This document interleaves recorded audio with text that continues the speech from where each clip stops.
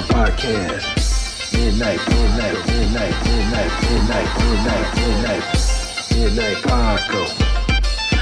Paco Podcast. Midnight Paco Podcast. See a trucker, blast a trucker. Hey, life. Sandra is also Puerto Rican.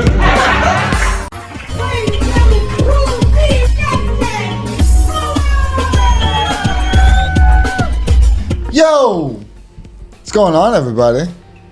Welcome to the Midnight Paco Podcast.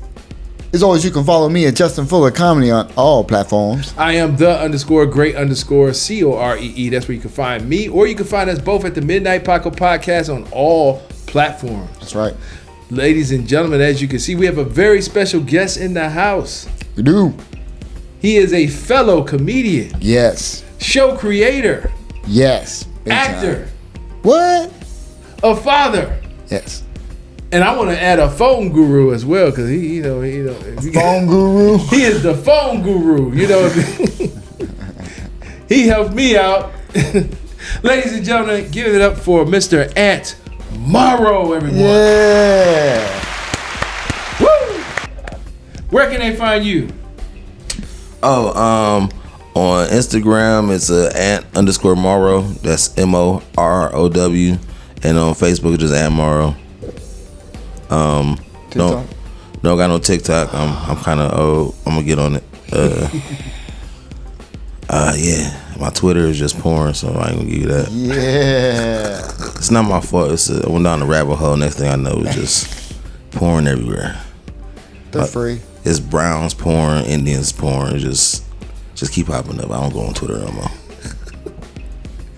Browns porn, Indians porn. That's how it is. Hey, that's what happens. Ant Morrow, everybody. Yeah. You know what? He is young, but he's a veteran in the game. Yes, he is. Find out. He's a veteran in the game. So, how long have you been doing comedy, man? About 15 years now. All right, congratulations on that, man. Yeah, That's wild. like Been a long time. definitely. That's what's up, though. That's what's up, because you've obviously been through it. It shows. No, He it definitely gives, shows. Yeah, he gives no ass. I mean, definitely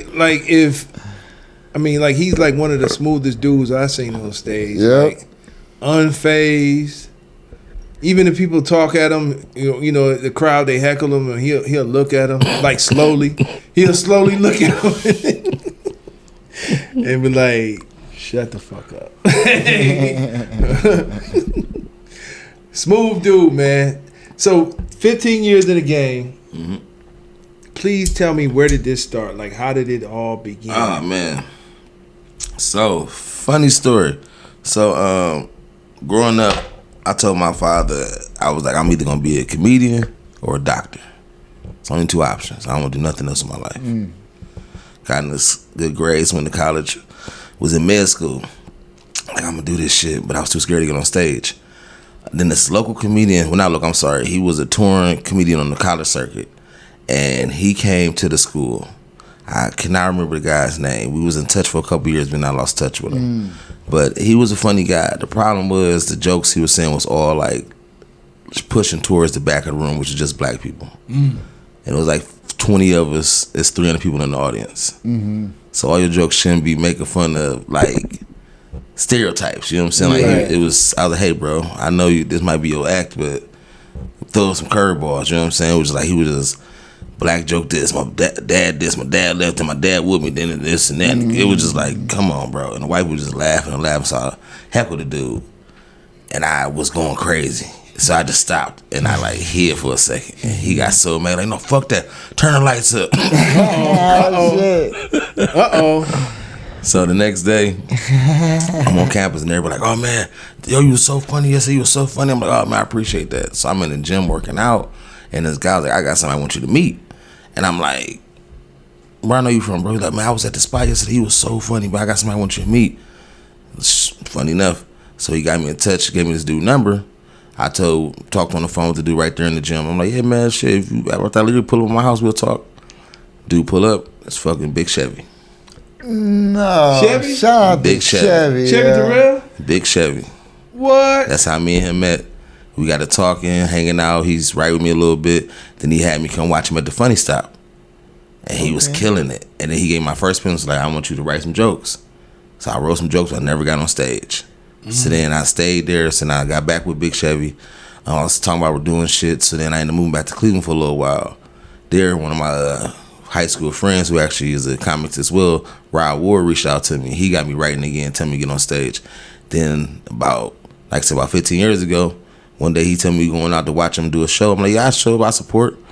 We get there, he tell me you going first. What? Shit. So I just got thrown up on stage, and Wow. that's Wait a how it's minute. been. So this is 2010. Yep. So they threw And you up on stage.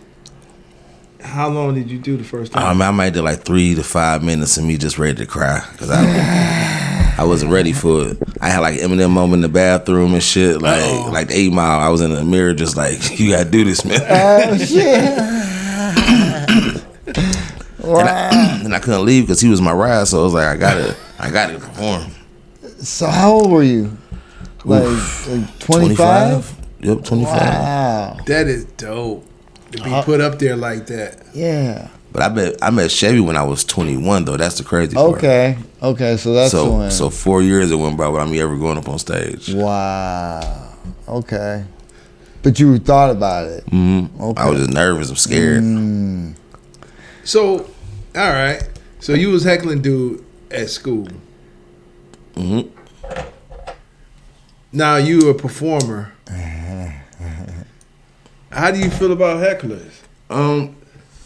Looking back, I was definitely wrong in the situation. Okay. My man got paid to do a job. Whether I liked the job, I could have just left. Right. At the time, I'm like I said, 2021. I didn't care. I'm paying to go to the school, and I didn't like the entertainment I had to pay for. Right. So I had something to say. That's like if I paid $40 to go into a comedy club and everybody suck, I might say something before I leave. Right. You know what I'm saying? No, I'm just fucking around. But no, heckling is never cool. But in that moment, I was just a young kid being stupid, but I don't heckle no matter where I go. Should I go? I done seen a lot of bad poets, musicians. I'm not gonna be like, oh, man, they sucking. You doing your best. That's all somebody can ask of you for real.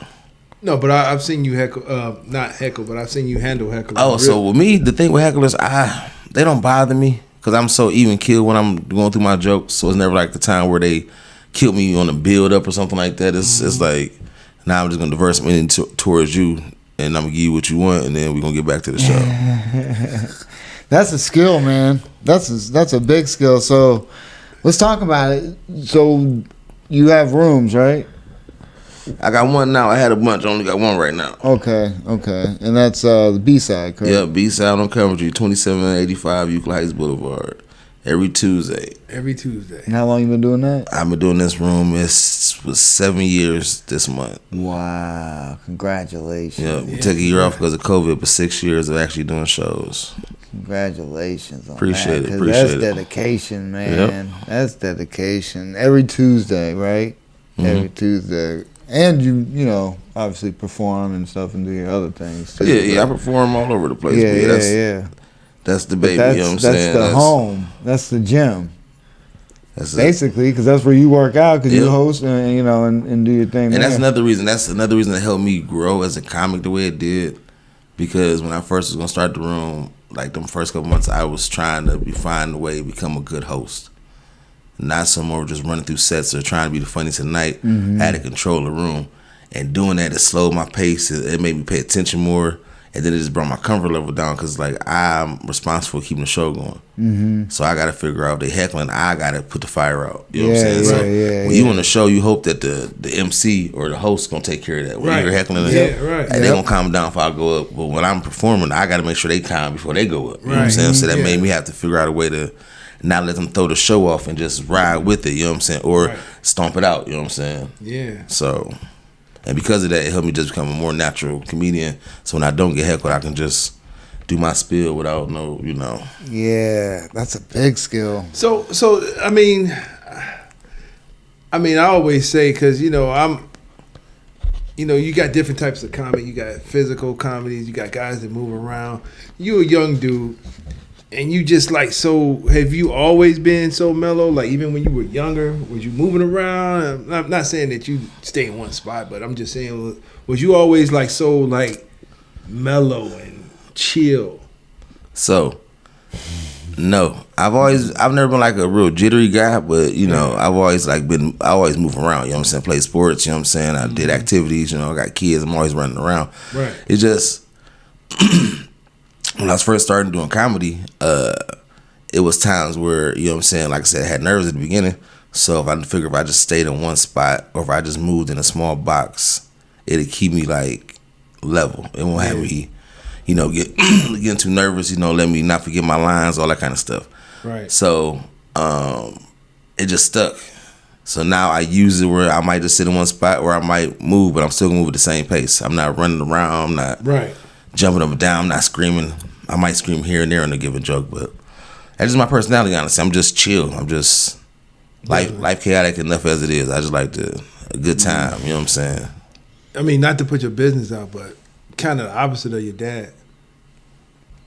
What you mean? Because he's, you know, he my father, because he like to be life of the party. Yeah, he you know, like your pops is like, you can hear his voice, you know. See, the thing about it is, how can I say it? He like to be the life of the party. I like to be the life of my circle.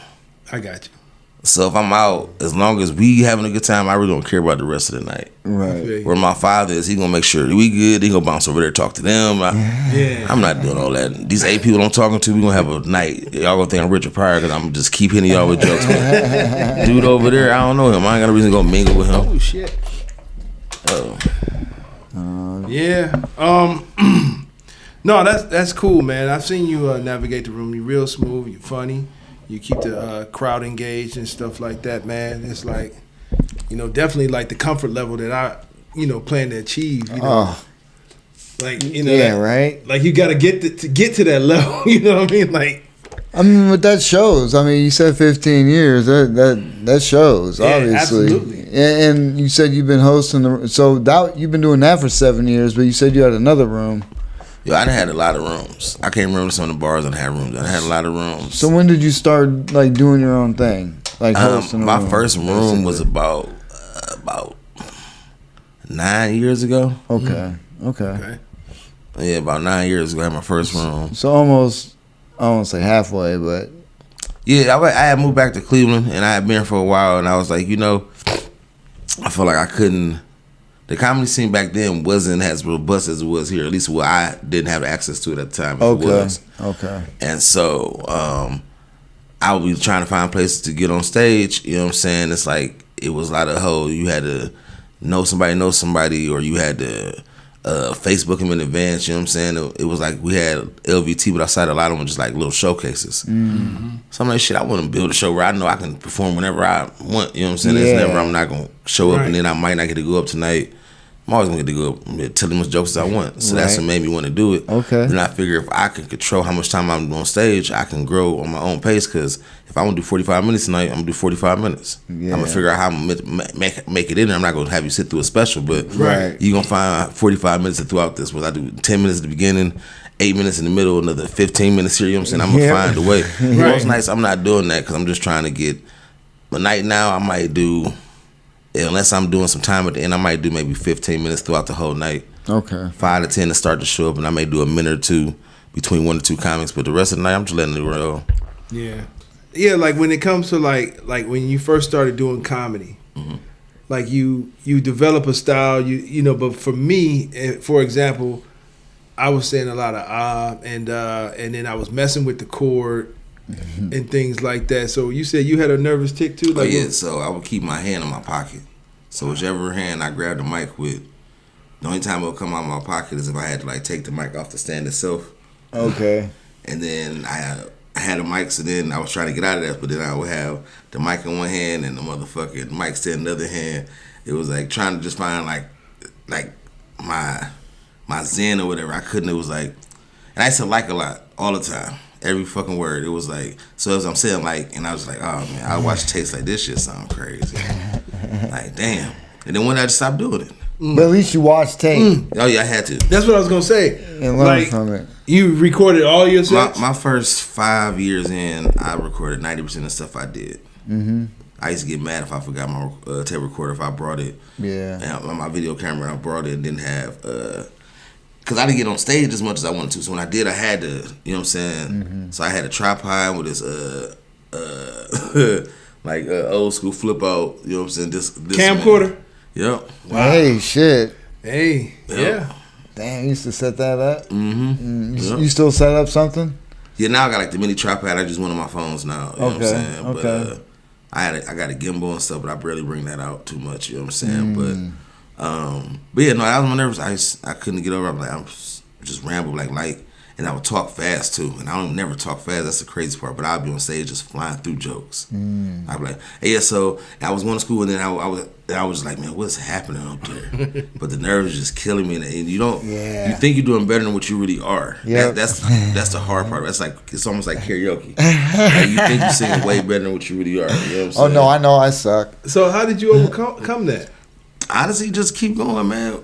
And then I've taken a lot of L's. Like I've been around the country and had some fucked up shows. You know what I'm saying? I had some good shows out of I had some good shows out of state. You know what I'm saying? But I had a couple bombs. And I'm just like, damn, I got like 2 laughs. Like, I ain't fuck with nothing I was saying. Like, damn. You know what I'm saying? It's like, but I had a whole lot of wins out of town. You know what I'm saying? So yeah. And then it was just, what's the worst that can happen? I finally just got to that point. Like, I've already had it, you know what I'm saying? I've already not got the laughs I wanted to. I've gotten paid a lot of money, and the show didn't go to expect it because I had a drunk uncle that no one wanted to shut up because his auntie died last week, so I had to let him ramble and talk to everybody throughout the set. So fuck it, you know what I'm saying? Like I've had wild weird shit happen. I had a paid gig where I was making jokes about the mom who hired me, and her son was trying to fight when they had to escort the nigga out. Like, so shit happens. Wow. I recovered from that one though, but it was like wild shit happens. So now it just helped with the nerves. Like, I've seen everything I think I'm saying unless somebody really come and attack me on stage. But I've had motherfuckers walk out when I'm talking. I've had motherfuckers tell me I suck. I've had motherfuckers trying to DJ because the music on while I'm on stage. You know what I'm saying? That's crazy. I went through mics not working. I've been through speakers not working.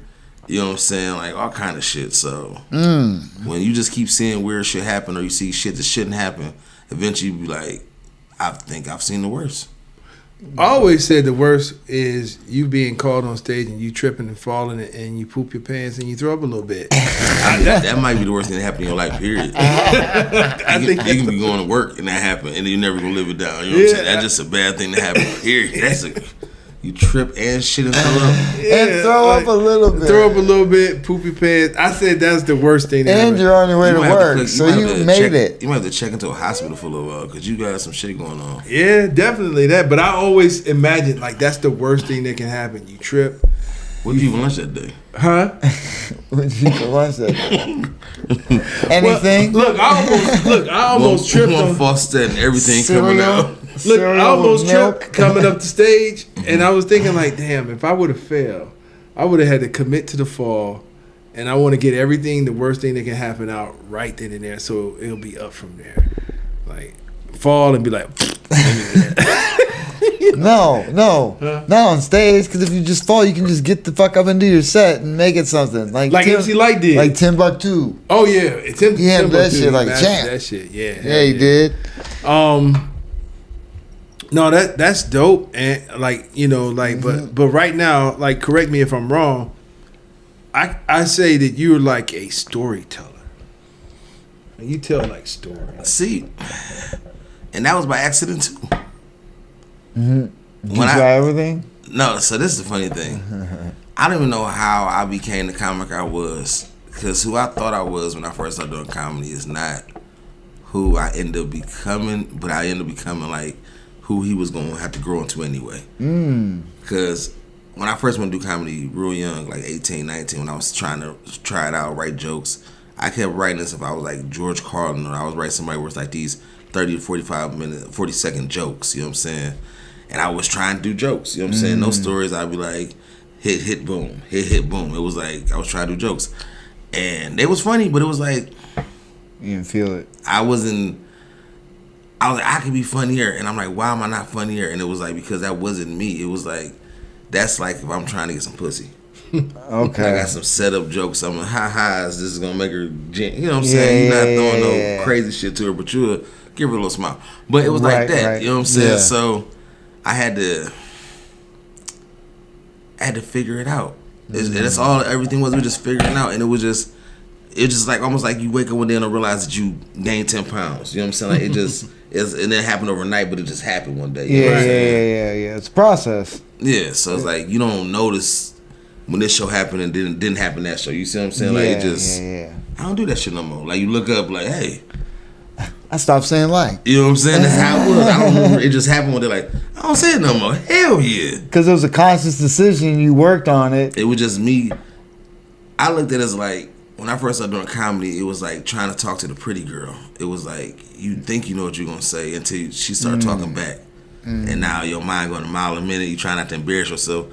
That's how I used to be them first couple of months and years. It was like, just, I'm scared to fail. Man, you just got to be funny. So now, that's what I'm saying. I'm talking fast. I'm saying, like, hand in pocket looking like a fucking weirdo. Like I'm in there jacking it. So it was just, talking about hand won't come out the pocket, bro. I could have a 10-minute set the whole time, hand stuck in the pocket. Like, basically, like... It's better than just doing, wild shit or whatever. I mean... Like, so you were listening, you recorded your sets audio, right? And video. So when you watched it back, you realized that you... That's how I found out my hand was in my fucking pocket. Okay. How long did it take you to about realize? 6 tapes. I'm like, Okay. is my hand always in my pocket? Then I started asking motherfuckers at the funny stuff. Like, yeah, bro, I thought you knew. Did y'all, man? Nah, hell no. How about I've been trying to look? I'm like, damn, I need to buy some new jeans. Man, listen. I'll be wearing the same fucking I had jeans no every fucking time we go idea, out. bro. It was wild. I was like, damn, my hand is... I'm talking about just stuck. Like, even if I go like my old YouTubers I put up, it's like even the still pictures of me with my hand in my pocket. Like, Still pictures. Hey, I mean, you know what? And stuff like that don't matter. It don't matter to nobody but you. Yeah, right. But you, when you realize that, you were like, yeah, let me do what I can to change that. And because my word was, not on stage, but just period in life was in shit. Everything was such and in shit. And I was like, no, I gotta change that. That's terrible. Everything ain't in shit. And you saying was like, and when I was on stage, I was like, and I was and I said I got to get rid of that.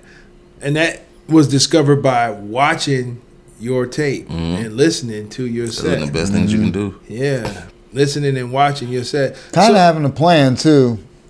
If you have a plan and know what you want to talk about, that helps. I had a set, but I still was like, and shit. And, Well, that's nerves too. So the funny thing about it with me, I went through a stage after I stopped saying like, and I was trying to find a way to get funnier, and I just started saying the N-word a lot. For no reason though. It was just like it was became part of my dialect. It wasn't like I was saying it in the joke. I'd just be saying like.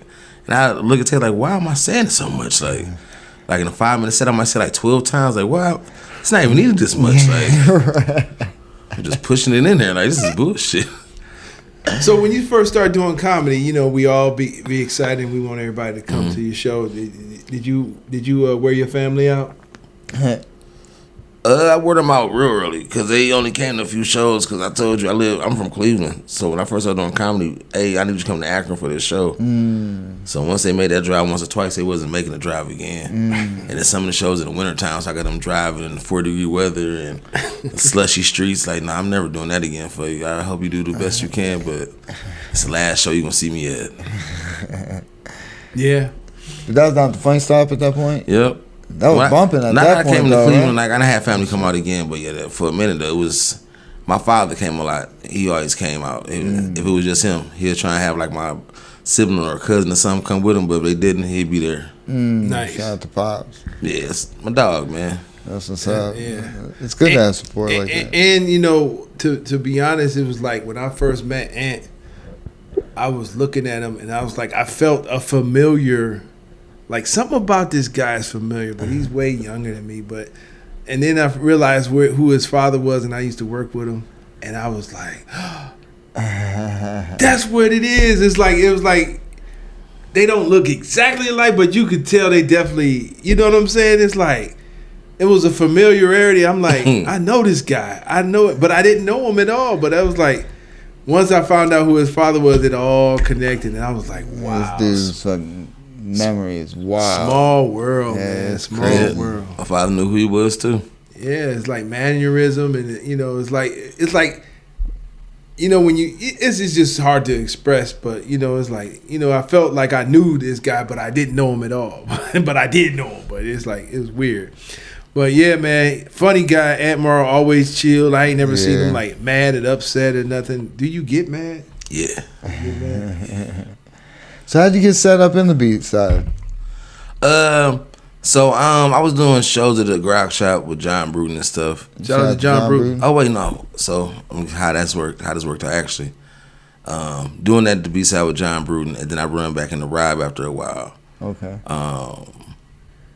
And we talked and whatever. But the real thing happened was going up to the Grog Shop and stuff. I saw my dude. He was like, "Hey, you should come down the Rob spot." I'm like, "Shit, yeah." So I come down the Rob spot, and he had a spot on 55th. Did that. It was cool. I ended up seeing my dude Mike that I went to elementary school with.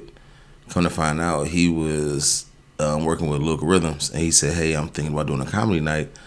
So we brought the idea, but it took a couple of years to actually spawn it because we had the stuff going on. But then we spawned it, and it worked out. Nice. Yeah, that's dope. Yeah, you consistent, man. You've been down there every Tuesday. It's a mic to go down to work out at. I mean, I've been down there several times, and you know, it's like it's definitely somewhere you can go, and if you ain't connecting, or if you can find out if your stuff funny or not at his room. It'll let you know. They'll definitely let you know.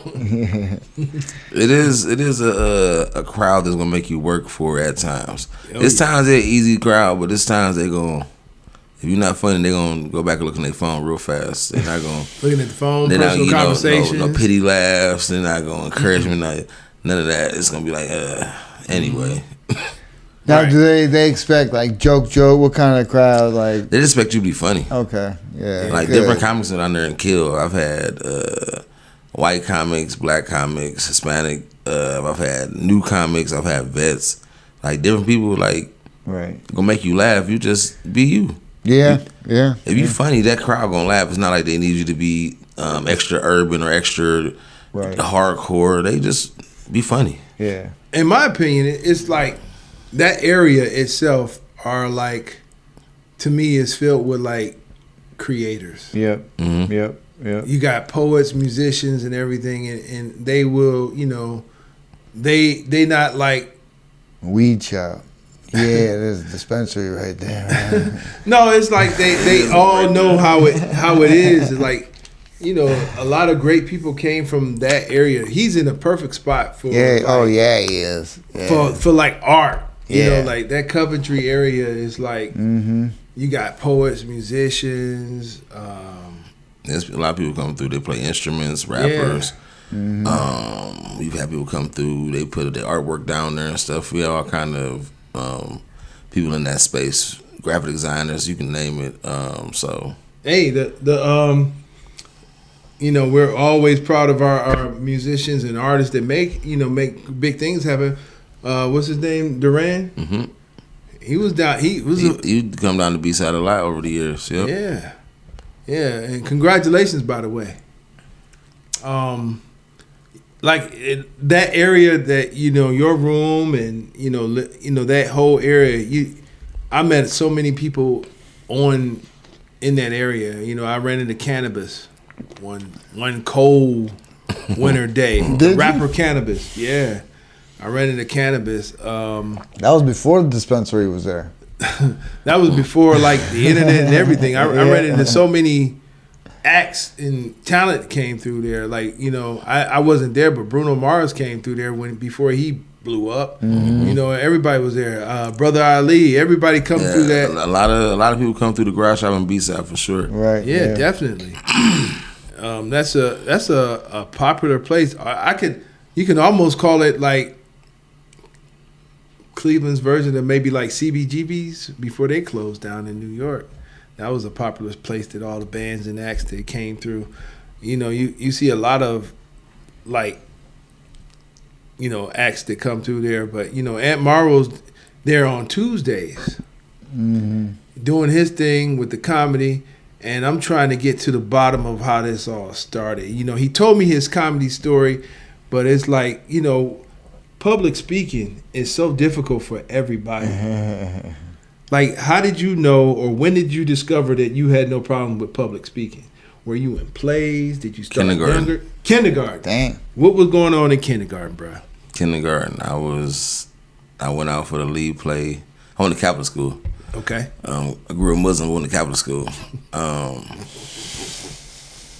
And in kindergarten, I wanted to be the lead in the Christmas Story. I wanted to be Joseph. Okay. And I got the lead role. Nice. And I killed it. Nice.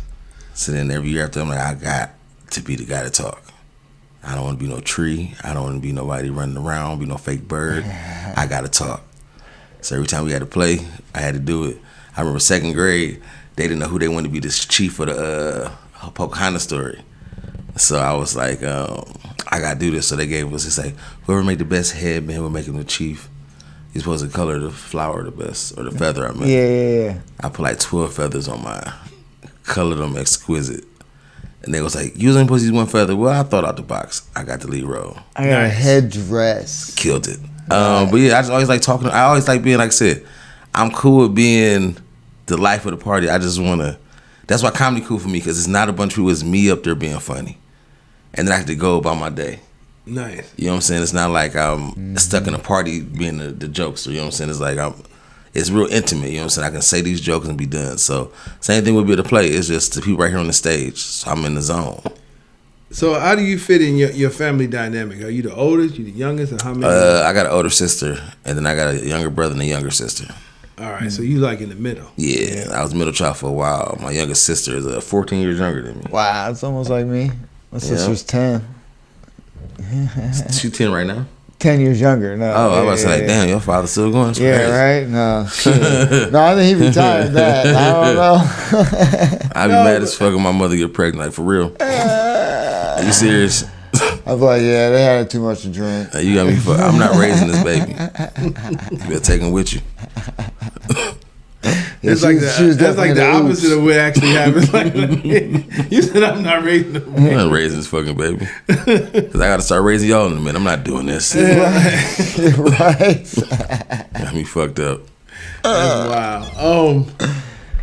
That's wild, man. So you were talking about George Carlin. Is he like one of your like what kind of like comedic influences? So my first comedic influence was Richard Pryor. Okay. My second comedic influence was Andrew Dice Clay. The Dice Man. Dice, man. And everyone I tell people, there's like, Dice, man, listen, I don't know how. My father used to have tapes, you know what I'm saying, like comedy specials and shit. Mm-hmm. So one day, because I had popped him in, I seen like a couple of Def Comedy Jams and shit. So I popped this one in. It was Andrew Dice when he was big. So he had sold out like an arena or some shit. Yeah. He came out with the lights and the leather jacket on. I'm like, who is this motherfucker? And he got to doing like the craziest, just bullshit. I'm like, oh, this shit. And they was eating it up. It was funny, but I was like, who? Because, you know, Richard Pryor had his own way he told jokes. And it was like, Andrew Dice Clay shit was, I guess, the dark version of him, because it was like the nursery rhyme shit. Yeah. That shit used to be so fucking funny to me, Yep. man. Like, Yep. and it wasn't shit. You know what I'm saying? It was just a wild. Jack and Jill went up the hill. You know, Jack was sucking. You know what I'm saying? It was like, suck but whatever he said. you know what I'm saying? Oh. You got to smoke your cigarette and brush your hair. And I'm dying laughing. You know what I'm saying? So it was just. Then they let me know, like, oh, you can do whatever you want on the stage. Right. You know what I'm saying? Like, you can just make some shit up. And then from there, it just kept going. And then when I found out George Carlin wasn't just George Carlin on TV, I'm like, oh, he's a comedian? I got to see everything this man ever did. So that's how I got to watching him a lot. But then I got hooked on Eddie Murphy, Delirious, and Raw. And Which one you like better? Raw. Yes. I think Delirious started out a little hotter. But Raw What was the first one? It just had the bigger jokes. Yeah. I like the stories about his dad better, like in that one. And yeah. I agree. So Delirious was the red suit and Raw was a purple. purple. Yeah. Yep. But I always say, and I'm gonna keep this alive. That was a leather version of the suit that the girl wore on Thriller. The purple That's the one? time to be alive, though. It was dope. But Yeah, I it still was. think that was the same outfit. Just To wear a leather suit for a comedy special, that's some rock star shit. I was told if I I ever can wore never a do leather it. suit on stage, they gonna cut it off of me. Somebody told me they was gonna cut the fucking pants. I think some gay dude say he gonna cut the back of Yeah, I the was- butt Nobody out. said it sounded that way. What kind No, of they threat is just that? said- If you ever wear that leather on stage, I'm gonna cut it off. I'm That- gonna cut the back sound part like of a it good off. time. You want it or not? It sounded like they was like, man, don't be that egotistical to wear no damn leather pants on stage. They just cutting the pants on. He ain't said shit about the top. See, So Eddie Murphy, anyone else? huh? You said Eddie Murphy, Yeah, anyone? who were you anybody else? influenced? Eddie Murphy. And then George Carlin? from there, it switched from Eddie Murphy to I got big in the Dave Chappelle. I got big in the Chris Rock. Yeah, you don't mind. I started watching. Funny or not, I started watching. What's the name? Kennison. Sam Okay, Kinison. Sam Kinison. Just because of the screaming shit. Like I said, Yeah. when weird shit happened, I'm like, let me see it so I can see why everybody love it. right. You know what I'm saying? And then after that, I just fell in love with SNL. So I was watching more SNL than I watched stand up because I was like, I want to be on that show one day. So is that like one of your bigger things? Yeah, you that's want? like the goal. Okay. Like if I find a way to make it in this good old comedy game, I'm gonna give me one of them. Give me a night. You know what I'm saying? Just give me one night. Ain't gotta be no big night. Ain't gotta You be want no to be holidays. the host of SNL, or you want to be a cast member of SNL? Either one. Okay. I'm a little old for them to cast me as a cast member, but if they don't got no problem with it, I do it. But shit, a writer on that motherfucker. Right. I mean, in my mind, the SNL is like the NFL of comedy. That's what I thought. You see that Cam Patterson? Mm-hmm. How he went from Kill Tony? He's on SNL He's now? on Yep. SNL. Oh, wow. Shout out to Cam Patterson. Yeah. And that was like what? Within the To 2 me, years span? Cam Patterson and Pope is the same person. Shit, fucking Marcello got on that motherfucker. And I got Netflix special. Oh, yeah. Oh yeah, yeah. I He's don't from know Cleveland who as he well. is, but yeah. I don't know if he originally from here, but he spent some time here doing comedy. I believe I'm almost certain he did the B side, but There was a female on there that was from this area, yeah, too. yep. There's a girl on there from here. I don't know if she's from Cleveland or Ohio, but she might be from Cleveland too. Okay. Yeah, you know Ohio breed good comics. We got a lot of famous comics from here. Absolutely. Molly Shannon Gallagher is from here. Superstar. She's from here. Ted Willard is from here. He was on a lot of shows in the 80s and 90s and 2000s. I mean, you got Drew Carey, Bob Hope, Carey. you got Steve Harvey, you got Yeah. Gary Owens, you got Cat Williams. Shit, Dave Chappelle live here. They're claiming him. You know what I'm saying? I mean, he's not originally from here, but he lives When here. their parents got divorced, his father moved here. He stayed here the summers here, so that's why he ended up getting a house here. Cleveland is dope. I think this place, Cleveland in this, Northeast Ohio area, we breed a lot of great talent. Did you see Dave's new special? Who? Chappelle's. Yes, I've seen all the specials. How'd you like it? It was cool. I actually seen him the last couple times he's been to Cleveland. Oh, okay. Yeah, I was actually his last 3 shows that I've been to. Even when he did the event of the documentary, I was at that show when he brought out Bone. Nice. Nice. Yeah, that's dope. I need I'm a to big get Dave to one. Chappelle fan. Yeah, me too. He's one of my favorites. Yeah. He just obviously has changed. Like his comedy's not boom boom. You know what I mean? It's a different. I like Dave style. Chappelle growing up. The same reason why I like Chris Rock. The two of them were from a background similar to mine.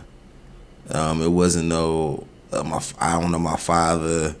You know what I'm saying? I'm a thug. It was all like I grew up poor, but then we wasn't poor.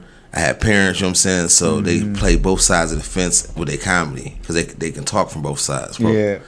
And I was the same way. Like, I grew up Muslim at a Catholic school. I grew up in a poor neighborhood, but I had a dad, and he taught me how to fish and taught me how to ride a bike and drive. And he was my captain. He was a coach of my baseball team. And Right. you know what I'm saying? So it was like, I grew up different. A lot of my friends, a lot of my environments, you know what I'm saying? Yeah. People that I just encountered. So it's like, I was able to always use that in my comedy because I can talk from both sides because I got cousins, best friends who didn't have a dad. So I've seen how that look. I've seen how they act because of it. So it's like, I could relate to their jokes as a young dude. Cause I'm like, oh yeah, I got the same shit. And they, like I said at the beginning, I was never trying to be like a dirty comic. I was just writing jokes, so I enjoyed that neither one of them ever got too extra sexual. It was, you know what I'm saying, they were just talking shit, whether you liked it or not, and they was little. They both little. You know what I'm saying? Dave Chappelle not the smallest, but back then he was extra frail. Yeah. Chris Rock not a big dude, you know what I'm saying? So I was like, yeah, talk your chest, you know what I'm saying? Yeah. You can relate to them. You ain't gotta be 6'5" for them to command the room, you know what I'm saying? So I enjoyed that kind of shit. Yeah, those are two of my favorite, them and Eddie, like top 3. Yeah, I mean, you know what? It makes a difference, you know, more than you know. Like, one of the things, you know, from us being in the position that we're in, Justin and I, you know, like before the show, we hear a lot of stories and things like that. And we hear a lot of things. But one of the things I must say is like I think that the fact that you have a father keeps you out of a lot of the like your name don't come up in a lot of the petty like disagreements and shit. Like, I mean, I'm just saying, like, this is the observation. Like, the fact that you got a father, you don't be like getting emotional. You don't hear Ant Morrow said this or Ant Morrow did this. He acted like that. Cause I'm old enough to remember where we just used to fight. Yeah. So it's like, why am I arguing with a grown man? Right. Mm-hmm. If we not angry, we should fight. If we're not gonna fight, then let's stop talking about it. Right. I'm too old to be arguing with somebody I'm not fucking. And I'm getting too... it makes no sense to me. I don't... And I'm getting too old almost to be fighting. Nah, I take that back. If I'm discussing sports or something like that, I got argument for days. So we can argue some shit. Yeah. But that's all in good fun. You know, I'm not angry, no, you know what I'm saying? That's not... Yeah, but to get me hot and I'm yelling, right. We got to fight, bro. Yeah. There's no way I'm just going to be screaming to go home like this. We got to fight. And that, to me, in my mind, that comes from growing up with a father. I mean, because, you know, you see a lot of this, like, back and forth and blah, blah, blah, blah. I worked with women, and I seen them call each other bitch for, like, 8 hours. Back and forth. And being, like, an alpha man, it's like, it could be on sight from a look. Yeah, it could be on from a look, but we ain't going to be calling each other bitches back and forth all day. That don't go down. Basically, the point that I'm making is, you don't hear a lot of shit about Ant Morrow in the middle of shit. And, right. You know, like, Ant said this or he got upset about this. I don't see it. I ain't heard it. We hear a lot, and I haven't heard it. I'm a cool guy. I try not to bother nobody. I'm telling you, I try not to bother nobody, and also try not to be in the mix of shit that's not got nothing to do with me. Right. That's and my personal opinion. So I'm not gonna hop on this to try and pick sides of some shit that got nothing to do with me. It's not gonna benefit me none. And this whole comedy, just like any other realm, whether it's sports, other creatives, it's dynamics, and it's almost like high school dynamics. You know what I'm saying? It's like, I be part of this clique to get access to this kind of stuff. Yep. I can't hang with that person because it's gonna keep me from being with these kind of people. It's just weird, and then the politics come into it, then emotions get into it, and people think people selling jokes and running lights, and then you mad that he didn't mess the show up the last 3 times, so now you harboring some animosity towards him, waiting to say some shit when somebody bring his name up. So it just be weird stuff, man. I'm glad you brought that up. Let me ask you about that. Like, how do you feel about, like, joke stealing and, like, where are you with, I mean, because I saw your set. A lot of your sets, it don't sound like you. I mean, I don't know, but it sounds like they're your sets. They're your stories from your experience, your family experience, from your children. The stuff that's what I heard you do. Your personal stories. How do you feel about comedians that use like other jokes, stock jokes, jokes you know they ain't theirs? I mean, just give me your opinion on that from being a veteran in the game. I don't honestly have how can I say it? I honestly don't care if people steal jokes. I look at you a certain type of way when I see you do it, but then I really don't care because I feel if you got to steal jokes, no matter what level of comedy you on, I feel like this is too much ego. Because if you that scared of falling that you gonna steal jokes, it don't make no sense to me. And I do understand getting angry if one of your jokes is stolen because you took time to work on that joke. For now, someone's taking it and they might not even say it as funny as you. So now they throwing dirt on the joke. So I understand all that. I feel it's weird, and I feel like if you want to do comedy, just do comedy. If you can't figure out your life or your purpose or your perspective or even what you watch, it ain't gotta be your life. If you can find a way to be an observant comic and talk about what you see in the given day, like if you want to do comedy, you have to find a way to be talking about you, no matter how it is. So even if you're not actually talking about you, this is you from this perspective. So you may be talking about the couch and the difference of the couches, but I'm hearing your voice on it. Right. It's your voice why I wouldn't even listen about a conversation about couches. So if you can't put your spin on something, it just maybe you shouldn't do it. Right. But at the same time, it's not for me to stop you. If you love doing comedy and you love getting that laugh and that does something for your psyche, does something for your ego, or and make it home and fuck your girl better, hey man, have fun. But the reason why my jokes, I mean, you can try and steal them, but it's weird to steal jokes about my family or my life. Like, you know what I'm saying? Like, maybe I get famous, you want to steal my jokes, you know what I'm saying? But right now, I feel like you lazy, you know what I'm saying? You're stealing my jokes. No, they can take your situation, though. Yeah. And put them once in again, and that even still, that's a great area because they might have a similar situation. So you think it's like you do believe in parallel like thinking. stuff can blend. Like I could have a bad son. Somebody might have a bad son, and my son got suspended for fighting. Their son might got suspended for fighting. You know what I'm saying? But if the actual setup and punch is the same, then you being lazy. But if the situation or the place or the setting or even like the you know what I'm saying, like the outline of it is similar, it's a gray area. It's just if you land in the plane the same, then you still. What about the beat? What you mean? Like sometimes you need the rhythm, like the. I feel like you can't within the joke. I feel like you can't copyright rhythm. Not even rhythm, body posture or position or pace. No, I got that. Yeah. Because I've seen some of the best do different pace on stage, so you can't say they stealing somebody's pace. They might know that this pace need this for this joke. Now, if you saying that somebody you accusing of stealing your joke and they did the same way, then you might have more of a concrete evidence they did you like that. Okay, yeah. Did you ever feel like somebody stole your stuff? Mm-hmm. Wow. How did you feel? Mad because I ain't get paid from it. Is somebody like? It's a show I'm not gonna name because I don't want nobody getting sued. But yeah. A show stole a joke of mine. Dang. It's a joke I used to do about zoos in Africa, and it's funny because I made a mistake of being too excited being a comic. So the internet was still like blossoming as I was getting on comedy. So I thought I could try and jump the line. I'm gonna get famous. I'm just send out this one funny set. I got the funny stuff. Mind your hand still in the pocket. Yeah.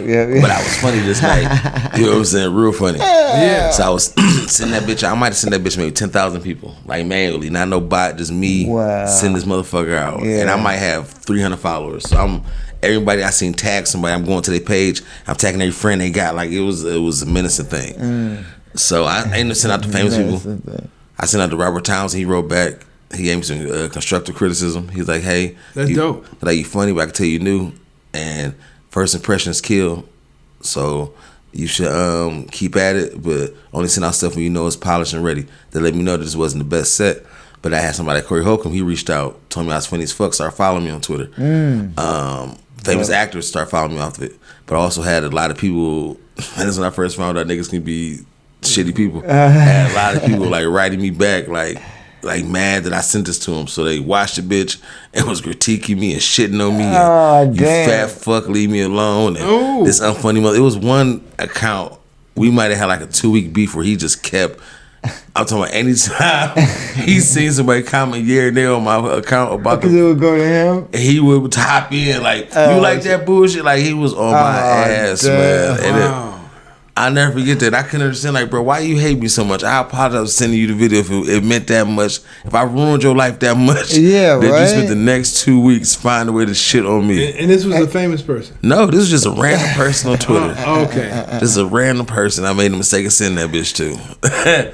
I'm talking about he hated me. Wow. That's wild. Yeah, right? The fuck? Yeah, that's crazy. Shame on you. You know, and shout out to the big people like Robert Townsend that, that responded. And Corey Holcomb for following. Yeah, that's dope. For real. Yeah. It's like, it's, I always say. But that gave me a lot of confidence because even though, like I said, I feel like Robert Townsend would tell me, like, hey, this sucked, but keep going. It was the fact that they took the time out to actually watch it. I was like, oh, shit. Right. You watched it. No, that's dope. That's dope. Whether you liked it or not, you could have left this bitch and just deleted the second you saw it. I don't know this person. Yep. Hey, look. Like I always tell people, I call and reach out to touring comics all the time. that's doing stuff. They respond back. They call me back, or they respond to my text or call me back. And I say this to him. That's why I'm gonna say it now. And I can't get a call back from Fred. Like, what is going on? Like, Fred, you ain't calling me back. No, shout out to you, Fred. Shout out to Fred. Yeah, but I'm just saying, like, it's weird like that, man. I mean, it's like, like, how do you feel about that? Like, with the ego with the comics in Cleveland, man. Like I said, it ain't got shit to do with me. I mean, it's everywhere, though. It's everywhere. My thing is this. Ego, I feel like, is just... That's man. You know what I'm saying? Like, you're not going to find too many great men that have some kind of ego. I feel like that's men. Yeah. I feel like some men just have more decorum, or some people just have more polish, where they just going to be like, hey, I know I'm the shit, but I don't got to let nobody else know that. Mm-hmm. Whereas some people, they got to beat on their chest to let you know. It's just, that's a man. But you got response from people that is actually the shit. Mm-hmm. Versus you know. But that's back when I wasn't shit. That was probably a lot of them. That might have been some pity love. You know what I'm saying? They might have hated it, and just the fact that I had the courage to send it gave me, you know what I'm saying, feedback. But even still, that don't mean they welcome me into their circle. They saw that video and never thought about me again. Corey might have sent that like and then unfollow me a year later for all I know. You know what I'm saying? Like, yeah. I mean, that could have happened, but the fact that, by a lot of them being, so high up in the, yeah, and they responded, that means a lot. When you got some people that's not, and they wouldn't say anything to you. I sent it to the one African actor. He was in the 50 Cent Get Rich or Die Trying. He was the bad guy in the movie. I can't remember his name, how you say it, but he was in that movie. I sent it to him, and he was following me. And it's back. I'm saying this is old. Mm-hmm. It's following for like 6 months, and then one day just said so and so unfollowed you. I'm like, damn, what? What the hell did I say? At least you can know. At least you do. That's back when let you know motherfuckers unfollowed you. Like, yeah, I wish I could know when people unfollowed me, but Damn. That's wild. Yeah, that is crazy, man. So you say you wanted to be on SNL. Mm-hmm. You did a couple of skits, and you are an actor. Like, so the funny thing about it, I used to do live action skits with my dude Mike D. I don't know if I know Vine, Vision Vine. He do D Cootie character, and he also do stand up and acting. Me, him, and I don't know if you know a comedian, Cleveland James. He's been doing about... Shout out to Cleveland James. Yeah, he's been doing it a little bit longer than me, maybe like 3-4 years longer than Cleveland James been doing it longer than you? Mm-hmm. Yeah, we went to Akron together. That's where I met him at. Okay. Really? But, yep. Uh-oh. But, yeah, so the four of us used to do like live action skits. Hold on. What's live action skits? Like Arnold and shit? Like we'll literally get together and we almost do an SNL skit. We'll write the premise, what we going to say. We had costumes, and we're going on stage and doing it in front of a live crowd. Nice. Wow. Did you film them? I don't even know if we got any film. But we was doing it. We did, I want to say maybe 5 to 10 shows of it. Really? But we been writing for it for a while. So I remember we did the one skit where it was a old man fishing. And I borrowed a wheelchair from my father. So I was in the wheelchair for the skit, and we was fishing, and it was basically just riffing on each other, and we did a couple of things.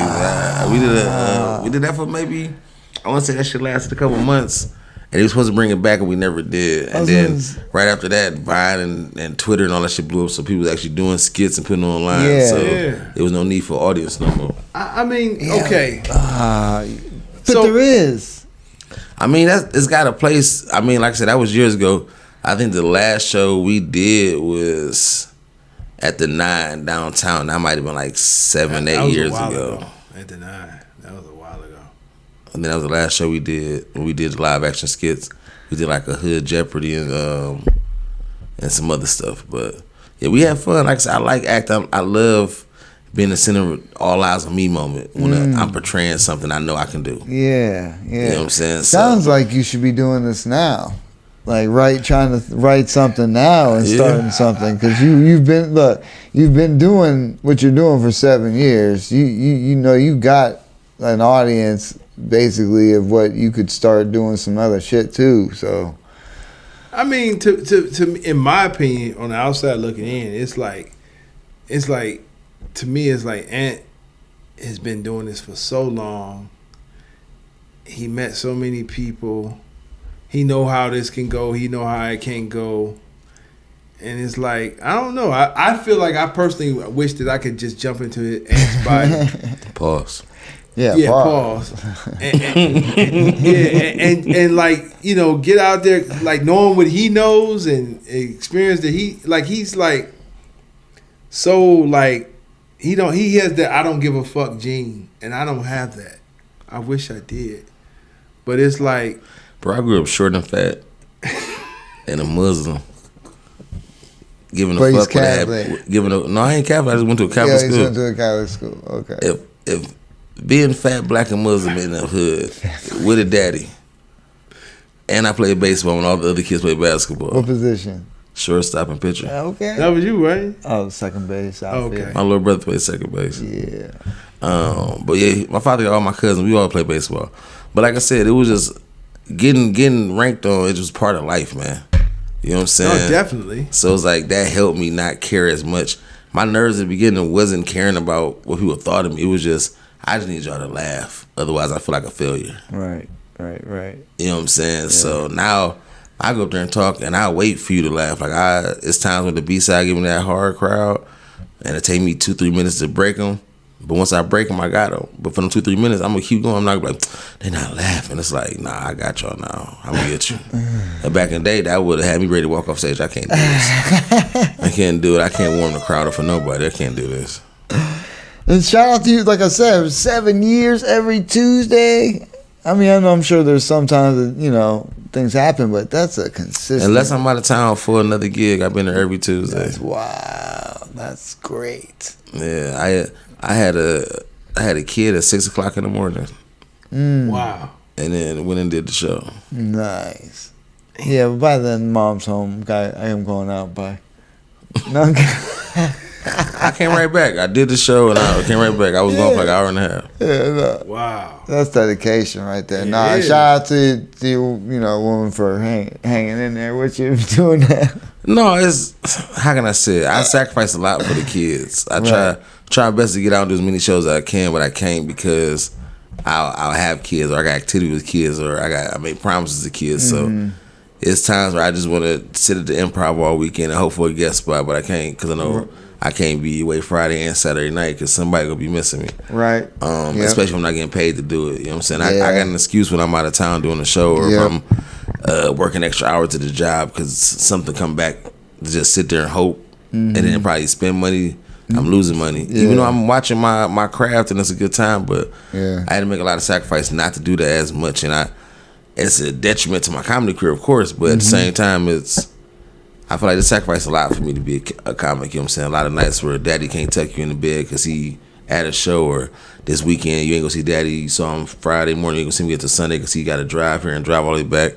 That kind of shit. So, or even with Tuesdays, this shit they got Tuesday nights they want to do with daddy. You know, I got to go to my show. You know what I'm saying? Right. Yeah. Right.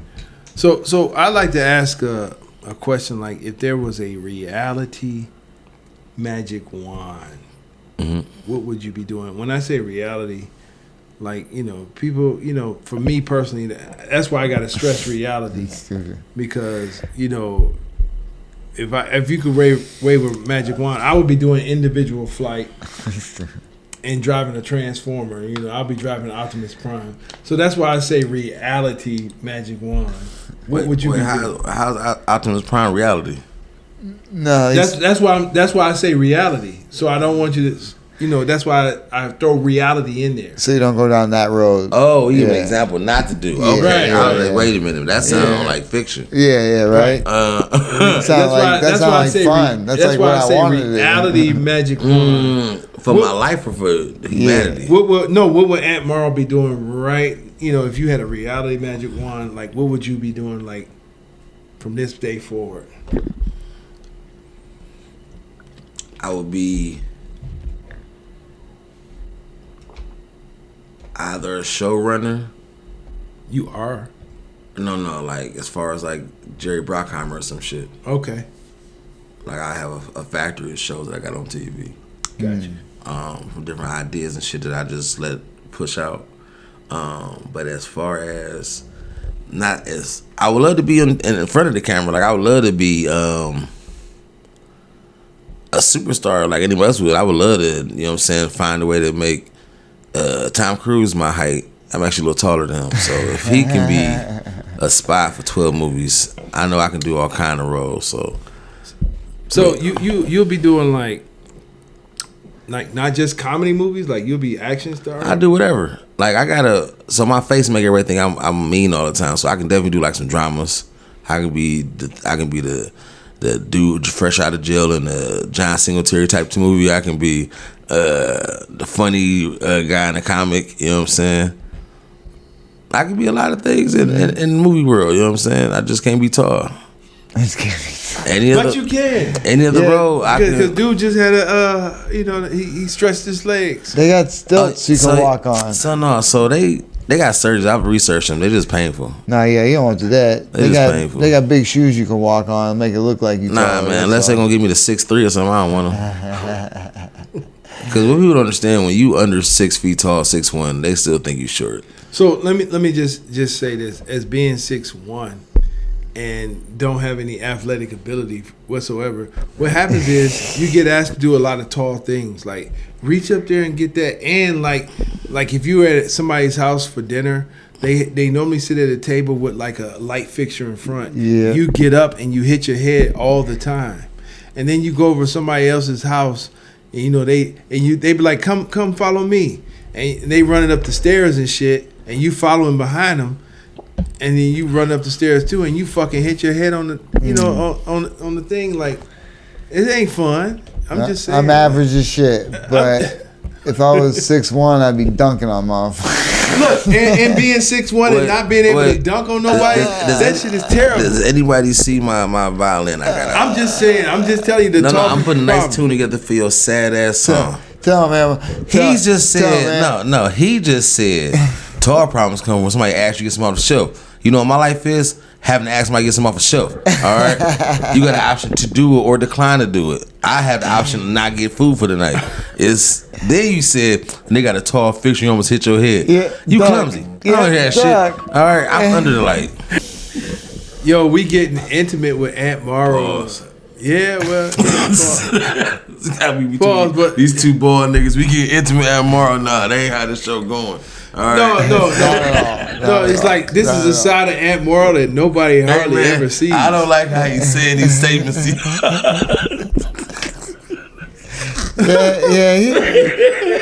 For as far as he is, as much as he knows, he was saying some wrong shit sometimes. All right, hold on. I'm 50. Can I get a 50 break? I'm 50. Look, we're seeing Ant Morrow at a rare light. How about that? I got a homeboy that argues with my paws. What pause? He argues with him. Look. Let me. Perfect example.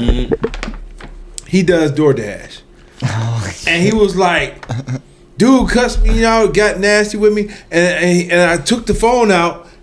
And I was gonna take a picture. He got all upset, like, I don't want to be in your picture. He said, "Look, I'm just taking a picture of your package." And I said, "Pause." Yeah, gotta be. And he said, "What? There ain't no pause. I was taking a picture of his package." I said, "Pause." Was y'all talking? He was texting. Pause. Talking. Okay. He was talking about the food that he I delivered. didn't know if y'all was actually talking face to face or No, not face to face, but over the phone. Okay, yeah. And I'm like, Pause. So you gave him a chance to change his. But he argues with my pause. Yeah, you gave him a chance. You gave him out. He's like, no, we were gonna ride this lightning. And I'm like, no, you gotta pause. And he says it constantly. I'm like, pause. He's like, because Justin first paused him. Justin was like, because he was like, dude got upset because he taking a picture. He's like, I don't want to be in your picture. And he was like, yo, I'm not taking a picture of you. I'm taking a picture of the package. And Justin was like, pause. It gotta be. And I was like, yeah, pause. Super pause. And he was like, pause what? I ain't said nothing, but I wanted to take a picture of his package. The old man might have been offended. Like, what you talking about, sir? Just give me my fucking food the right way. I'm sure he ran, right, and called him a name. It's like, I don't mind you being carrying that moment. You don't know what this nigga thinking. Yeah. I'm just taking a picture of your package. What? For what? He gave him 2 stars. I need you to leave this driveway, sir. like I just want to take a picture of your package. No. Pause. So, you know, look, you notice that I don't argue with when people pause me. I be like, I don't argue. The reason why is because we grew up thinking that that macho shit was how life was supposed to be, and the more macho you get, it's a tightrope line of gay when it comes to addiction. Right. You know what I'm saying? It's a tight. I'm talking about the wrong. Oh yeah, you sound like you getting fucked. You know what I'm saying? Like it's a lot. So we grew up with the action movies and kung fu movies, and we used to talk crazy shit. Video games. Mm-hmm. What happened was they realized hearing this over and over, it sounded like we was gay. The younger you are, the harder, the easier your perception or into your antennas to hear the pause moment. It's sometimes I don't understand. Like, oh, I did say that down. I was gave it 3 seconds, didn't even know it. It's crazy. And sometimes you're let into it and you don't, not unintentionally, but it's only sure. like the words like fit and you're like, oh shit. Plus words, meanings change over the years too. Yeah. Because it wasn't nothing for your grandmother to say or your mom to say, oh, I just been bopping around the house all day long. Adjectives hurt a lot too. You put that descriptor on there and you get real specific with what you do. Yeah, right. Taking a picture of his package. You know what I'm saying? Specific. Yeah. And I remember playing the game and you playing the game and somebody was like, I never said this kind of shit, but people would say things and you be like, what? But you ain't look at it years like, oh, this nigga was talking crazy. Yeah, I was all in that nigga ass the whole game, like, was you now? Or like, we had this discussion. One of our favorite songs. I got 5 on it. I take sacks to the face. Pause. like, yo, I'm about to bust your ass. See what I'm saying? Pause. But it's like, growing up, you like, we just talking. Now kids like, man, that could be taken so many ways because they so many ways now. DC Young Fly, facts. one of his things was bring that ass here. I mean, That's so much, you know. that's talking to females. No, he wasn't. He was talking about like whoever he was. He said about everybody, but I think maybe before he became famous, they might have gave him shit. But I feel like everybody that was part of him now. I don't think nobody took it like that. But I'm hanging around with friends, they might have said he was being gay, but like publicly, everybody just went along with it because the shit blew up on Vine and shit. So. Yeah, it blew up. But I'm just saying, like now, like if he said it now, that would be a pause moment. Bring that ass here. Pause. Definitely. Yeah, that's definitely, you know, the way that you know that comedy changes. But it's so funny because you can take it. Pause. You can take see that. how it works. See how it work. Like you can use it in the craziest ways. You know what I'm saying? Oh, for sure. It'd be like, man, who wouldn't? I'm killing this nigga. Like, oh, bro, say something else. Just say who winning. All right. Give me this real score. Sad people forget. Yeah. But see, that's where we come into play. Because that's when we'll say, really? That's when you'll check them and say pause. And say some shit. You know, casual pause. You bring it to their attention. Yeah, absolutely. You said something So out you of can't be play. obnoxious with it. You got to make it where everybody having a fun time with it. Because at the end of the day, bro, if you feel like this is offending you enough to where you care that somebody's saying to you weird, but at the same time, you don't want to make it obnoxious. So you want to be like pause every time, every other word. Like, bro, calm down. No, right? yeah. Your brain's sent on gay. All right, tune it down. So. Yeah. Tone it down a little bit. You know, come on, like, you know. It is funny though. Like I'm over to the kitchen, grab me this knife. Pause. Knife can be anything. Like, no, nigga, you gay. That's what it is. You're just gay. Yeah, don't be that guy. Don't be that guy. Calm down, son. Yeah, no. That's somebody trying. Yeah, that's somebody trying way too hard right there. Yeah, like come on. So, like, all right. So you would be like, going back to the initial question a while back. You would be like the action star, like okay. Let's just say that there was a movie and you had control over what type of movie that I you would was just starring literally want to be able to write movies that I can star in. I ain't even got to be the main character. in. Okay. You seen Clerks? Uh huh. There you go. So I know you thought about writing your own shit.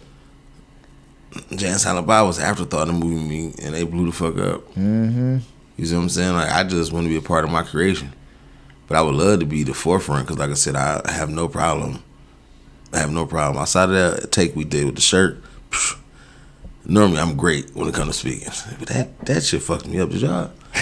If y'all didn't see it, but I could not get this name out. It took me about 48 minutes. That's why we aired so late. We took a nap and shit afterwards. It took a lot. Pause. We even take a nap together. See, but you can do that. You see what I'm saying? But no, that was crazy. I don't know how I couldn't pronounce that shit. That was pissing me off. No, But it was funny though. it's difficult. No, we good. See, no Yeah, one that's knows not about difficult, though. behind the scenes. That wasn't difficult. You ain't gotta do that. You ain't gotta lie. It was an it, easy task that I felt. It's different. It's different because it blew my hair back when I first heard it. Cause you ain't got no hair. So what hair you talking about? No. When I first Stash. On the stash. when I first heard it, That shit blew my chair back. I hear my chinny chin. when I first heard it, I was like, "What?" I was like, "Midnight Paco," and I was like, "That's dope." It took me a minute. Yeah. It takes a minute to get used to. Yep. And I thought it was a very catchy name. That's why we used it. But you did great. Yep. Rhyme is a rhyme, but this is some two P's. I wasn't ready for them. You down with MPP? I'm about to go home and read a little bit. I don't know what happened. Paco gave me nightmares, so y'all wouldn't understand what I was going through to say Paco. I said pecan, everything but Paco. Everything. I couldn't get that fucking word out for shit. It happens, man. That's hilarious. So, just to get into to go back, wrap around. How long do you think that you'll be doing your 2 jokes and a drink? I'm gonna do it as long as I can. I mean, I wanted to keep going. I wanted to keep growing. I wanted to one day even be able to take this shit and do not an 85 South type of thing, but just take this shit on the road, do it, a 2 drink joke here and there. You know what I'm saying? But as long as I can get people to come out, if the day that nobody wanted no more, I'm not gonna keep trying to, do it. But as long as, cause like prime example, in the last 2 months, I've had like 5 people for the first time do comedy, and that's dope. Yeah, that's real dope. Come up, I don't give a fuck. Yeah. Give a damn if you funny or not. Go. You got your I've had opportunity. people who got there early enough. Hey, I ain't never did comedy. You think I can go up tonight? I'm single later on, but I always want to do comedy. You got 5 minutes, bro. Nice. And that's always dope to me because sometimes they funny. Yeah. And sometimes just help them realize this is not what they want to do, or sometimes help them realize like, oh, I'm not as funny as I thought I was. Mm-hmm. Yeah. And now it's like, I got to actually be funny now. Yeah. Yeah. Well, at least they realize and work on it. You know what I mean? Or I mean, some something. people do, some people just, it's a bucket list thing. Right. Okay. Yeah. You know what I'm saying? It's almost like, yeah. I want a skinny dip one time. You know what I'm saying? Right. The fear of public speaking is real. And to do Right. stand-up comedy is like Big bucket. on list. steroids, you know what I'm saying? 'Cause Yeah. it's one thing to read a prompt, it's another thing to be like, oh, I got to make y'all engage and love me. Oh, Yeah, you right. So I'm glad you said that. right. Like real Yeah, quick, that's a big one. tell everybody like what 2 drinks and a joke is. So 2 drinks and a joke came from the fact that most comedy clubs or comedy interactions, they normally have like a 2 drink minimum. You know what I'm saying? So we said, hey, we're going to entertain you. At least get your 2 drinks and a joke. We was always a joke, whether it was skits, whether it was the podcast, whether it was the show on Tuesdays. So it's basically where it came from. It's just 2 drinks and a joke. 2 drinks was Mike's side with the bar. My side is with the motherfucking jokes. That's how I go. 2 drinks and a joke. Nice. You got merch? You got shirts? Yeah, I got, like I said, I gave you all my wristbands. It say comedian Ant Morrow. It's got what would DD. I mean, what would FD mean? It's basically what Fat Daddy do. That's what WWFDD stand for? Yeah. What will Fat Daddy do? So my kids call me. They call you Fat Daddy? Call me Fat Dad. You got no shirts, 2 drinks and a joke? Not on me. We do got merch for 2 drinks. I don't got nothing on me. Okay, I wasn't even thinking to bring it. That was my bad. All right. No, I just wondered. Like, that's something. I like it. I like the name. that's so dope. it's something, you know what I mean? It's something you should have out there. Yeah, that's dope. No, for sure. We try. we I ain't gonna say we trying. Every time I say we trying, people act like I'm saying we can't. Right. I guess trying is a new I can't, but we getting there. Yeah. Slow but steady, we gonna get there though. I got you. But yeah, we've been doing it. Like I said, I did a podcast with it for a bunch of years. I got like so many hours of footage that I gotta figure out a way to cut and maybe put out. But I had some of everybody on there. You never put anything out? We did a couple episodes, but okay. it became so much because we kept shooting. Like we wouldn't have like a schedule, like, and that was our fault. We would literally be like at the studio 4 nights out of the week and recording shit. So then it went from having 2 hours of stuff to go through to 12 hours of stuff to go through. Yeah. So it became like this mountain of homework. Right. Yeah, you know, editing's that's why I don't edit none of this. Sometimes you do. I mean, I put the beginning and the end and put the, you know, because we gotta do the thing, but yeah, sometimes you do. Yeah, sometimes I just leave in, and then he goes to the bathroom. It's hilarious. Ain't that something? I'd be like, yo, Jay, cut this. And he keeps it going. Ain't that a biatch? So, are the 2 of y'all bald by choice? I'm bald because I got like this, you know, this Sherman Hensley thing going on. So I was like, you know what? I'm cutting this shit off. I started shaving it when I was in Iraq when I was 25, and then I just kept doing it. Okay. And now if I let it grow back, I'm sure I would have a bald spot like my father. So it's not gonna happen. Yeah, and that's been 20 years. So yeah, I've been shaving my head ever since. Yeah, instead of having a Sherman Hensley, I shave it off. You know. Plus, it's so much better. I ain't gotta go to no barber or nothing. Just. I miss the barber. You know, I miss the camaraderie and the sports talk and all that other stuff. You know, but yeah, I save a lot of money. Yeah, save a lot of money. Save a lot of money. I got hats though. Beanies. Beanies are my favorite. Gotta cover this shit. One of the things I did. And my boonie hat, that one.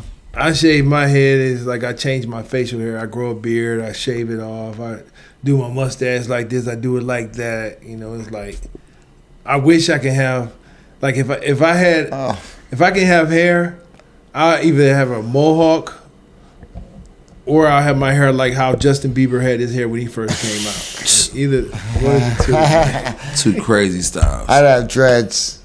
You have dreads? Braids. No.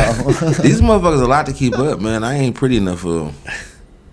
They're a lot, and it costs a lot to keep them up too. I mean, your locks don't look I can imagine. like, you know, like how they could look, like dirty and nasty. Like, oh no, I washed the hair and stuff. It's clumped just together and shit. Like you definitely like do lock maintenance. I could tell you. Yeah. Like you go in that boy, you leaving out about 2.5 hours later. Like dog, this shit take forever. Oh yeah, I know. Forever. Especially if you want it done looking nice. Yeah, you definitely no maintain straight hairs out that bitch. What's it called? Free-forming locks when people just had that one.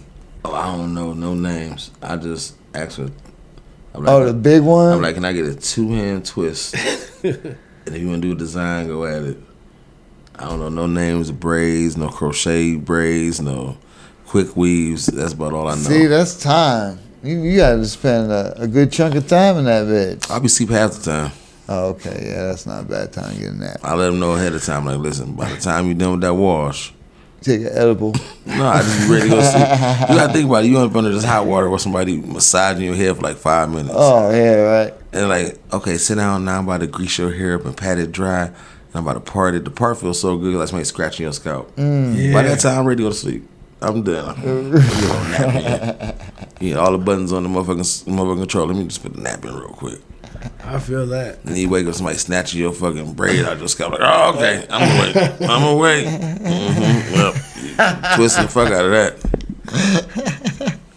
See, those are problems I ain't got to worry about. Right? Nope. People don't talk about that. No, Then you gotta wear a bonnet and shit, or some kind of hair wrap, like you a goddamn voodoo master every night. A voodoo master. You know how hard it is trying to discipline your sons with a bonnet on? Like, and don't do that shit again. You know what I'm saying? I done Looking like the purple head pipe itching man. and shit. Like, I done told you I'm manning up around here, all right?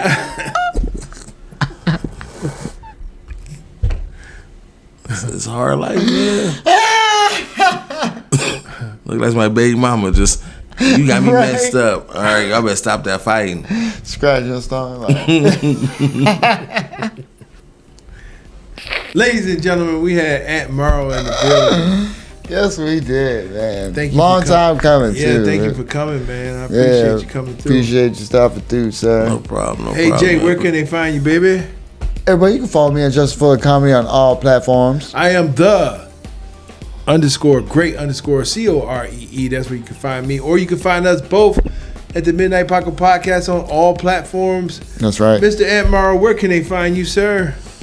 You can find me on Facebook at Ant Morrow or Instagram at @_Morrow. I realize that I'm an old person, so I'm gonna give me a Snapchat and a Twitter and a TikTok. TikTok. All tonight. Sign up for everything. You heard it here first. And make sure you follow them. Yo, follow me on Instagram though, @_Morrow. That's my main page. I put show dates up there. I put clips of comedy every once in a while. You know, just check me out. Come out to a show every Tuesday at the B-side though. Every Tuesday. It won't matter if it's rain, sleet, or 3 degrees outside. We there. All right, y'all come out if you want to laugh. Come out if you want to go for the first time. Come out if you want to see some of the underground heat that we got in the city. It's on the east side of town, so if you're a west sider, it's in a nice neighborhood. Don't think that you're going to get your car broken into. We got good drink. We got catered food there. It's a nice night, so come out. In the summertime, we got a patio too. That's right. If you're in the Northeast Ohio area, please look them up. We'll put the links in the description. That's right. Thanks for tuning in. Yeah, check it Until out. next time, everyone. Peace out. Peace. Midnight Paco. Midnight Paco Podcast. Midnight Paco.